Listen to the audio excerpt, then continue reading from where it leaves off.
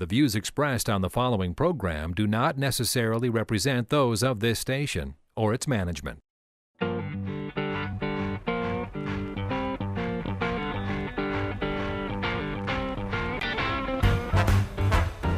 It's time for Where You Live with Gene and Tony, the show that's all about owning, buying, selling, renting, and association management. If it involves a home, we'll talk about it. Here's your chance to get your homeowner questions answered. From the Natural Lawn and Landscape Studios, here's Gene and Tony. Needed the shelter of someone's arms, and there you were. Needed someone to understand my ups and downs. Good morning. Welcome to Where You Live with Gene and Tony. I'm Gene Sullivan. And I'm Tony Crockett. Have you had a good week this week, Gene? It's been a good week, and it's starting to feel like spring, too. Yeah, it's about time. It is, yeah. And I want to say hello to our board op, Chris Wyatter Puberty, with the fastest fingers in the West. How are you, Chris? I'm good. Good. We've got a great show for you lined up today. Before we get into it, though, I'd like to remind everybody we're broadcasting from the Natural Green Lawn and Landscape Studios. We want you to remember that Natural Green is a locally owned and operated lawn and landscape care company, and their mission to use the most environmentally sensitive products available to keep your lawn and landscape looking lush and beautiful while still healthy for both people and pets. Give them a call, won't you, see what they can do for you at 763-213-2410. We're also brought to you by Extreme Exteriors and American Family Insurance, the Kim Bennett Agency. Before we get into the property management in the news, you had a story you related to me earlier this week. Just proving that fact is always weirder than fiction. And I've entitled the story the caretaker's wife in the closet. Okay. All right. Could you explain for our listeners what happened?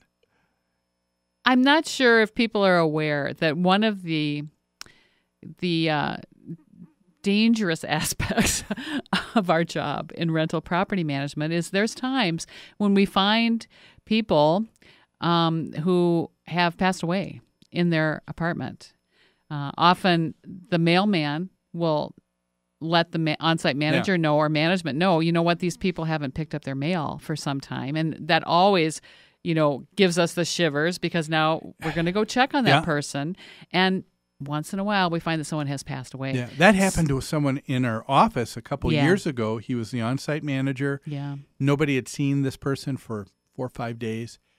And he finally was told by the board of directors in this condo association, why don't you check up? And sure enough, the person had died. Right. And I think if you talk to anyone who's been in property management for a length of time, you'll be surprised how many of them have faced that situation. Well, my site manager at one of our apartment communities called me one day and said, Tony, it's finally happened. I finally found my first dead person in an apartment. And I went, oh my gosh, what's happened? He said, I'm turning over the apartment of the former caretaker on the property.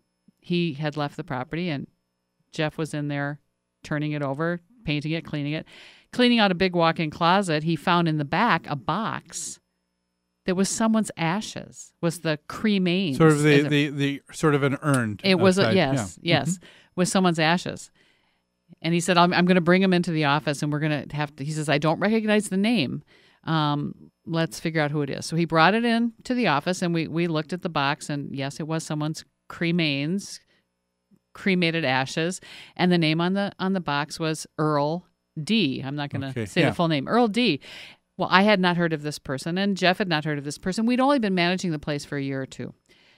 So we called the former manager and said, we were just turning over your apartment, and we found a box with someone's ashes in it in the closet. And the caretaker said, oh, was it my wife?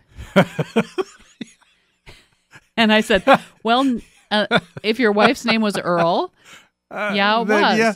But no, it wasn't your wife. So that was kind of an odd thing. So the former caretaker says, "Was it my wife?"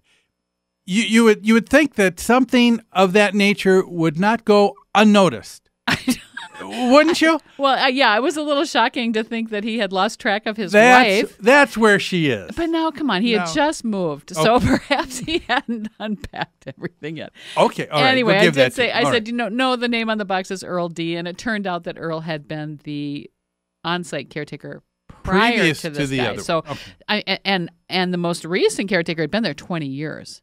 So Earl had been in that closet at least 20 years. Well, this brings up a lot of issues that I think. Number one, here you have a former caretaker who's not setting a good example because he has an unauthorized person that's not on the lease. And I think that those kinds of things just shouldn't go. That should have been checked into. Unsaid, That's probably true.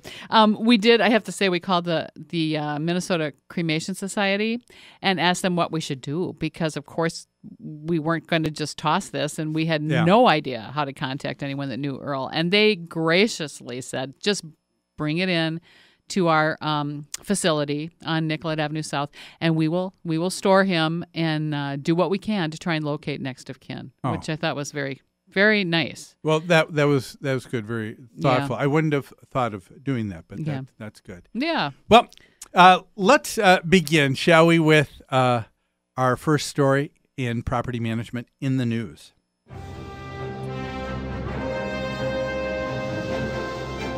Property Management in the News is brought to you by Home Furniture and Abbey Floor Coverings. Their showrooms are staffed with professionals who will help you choose what you need to fit both your lifestyle and budget.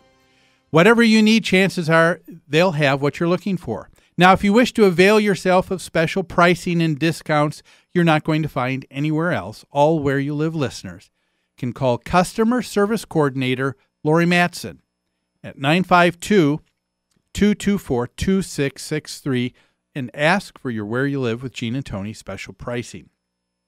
Well, our first story is another bill that was introduced maybe a week or two at the Minnesota State Legislature.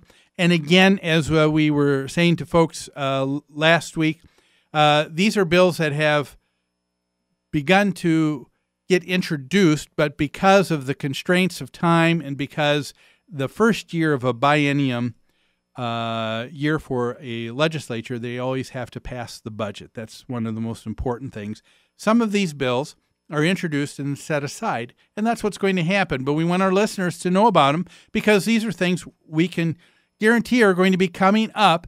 And this particular one, called Senate File 1054, could have some huge ramifications for homeowner associations.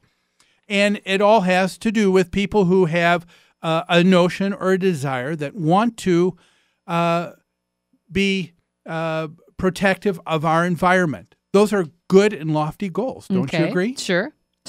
And there's nothing wrong with that. However, some people, in their zeal and wanting to get things passed, they want to get things passed at all costs. They don't think of the unintended consequences, what it is that they are really advocating here. And that's the case here with Senate File 1054. And I'll just state it here. Briefly, it says, concerning residential homes and solar design standards. It says that if there is any covenant, any agreement, any restriction, any condition contained in a deed, a security instrument, a homeowner association document, or any other instrument affecting the transfer or sale of real property. So the transfer could be rental as well. That's transferring. Mm-hmm. And so then we're talking about an instrument affecting that. That would be a lease. Anything in a lease, anything in the governing documents of a homeowner association that prohibits the owner or the renter in that home from installing, maintaining, or using a solar energy system is void and unenforceable. Well,